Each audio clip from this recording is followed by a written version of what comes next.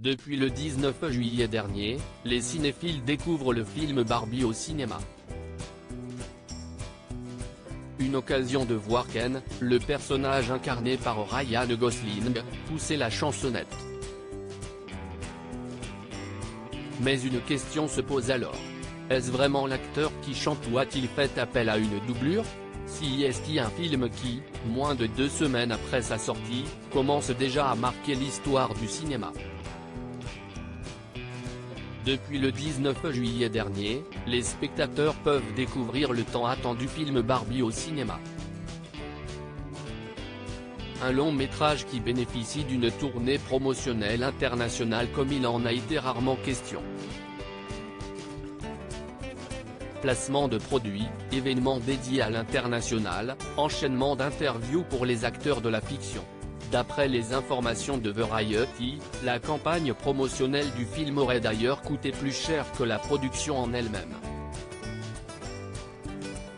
Ce film est également l'occasion pour les cinéphiles de découvrir les acteurs dans un autre rôle que ceux dans lesquels certains ont l'habitude de les voir. Cette fois, Margot Robbie, qui joue la célèbre poupée, défile dans une série de tenues roses et enchaîne les répliques drôles.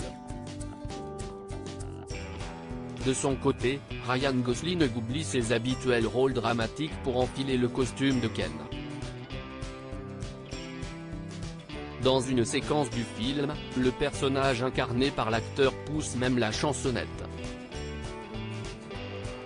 Est-ce Ryan Gosling qui chante? Apparemment les spectateurs sont nombreux à se demander si c'est bel et bien Ryan Gosling qui chante dans Barbie. Pour cette raison, TF1 est allé chercher la réponse auprès de l'acteur en lui-même. Néanmoins, l'époux d'Eva Mendes semble un brin gêné de répondre. J'ai été exposé à pas mal de produits décolorants. Donc je ne me souviens pas bien, a-t-il d'abord répondu aux journalistes. Si est finalement Margot Robbie a répondu à sa place. Tu chantes très bien, a-t-elle assuré. Il a une voix incroyable, a aussi confié Greta Gerwig, la scénariste et réalisatrice du long métrage. Il faut dire que Ryan Gosling est loin d'en être à sa première expérience dans la musique. En 2009, en parallèle de sa carrière d'acteur, il devient chanteur et guitariste du groupe Dead Man Bones. Quelques années plus tôt, il a même participé à la composition de la bande originale du film Wild Roomies. Un talent qui n'est plus très caché désormais.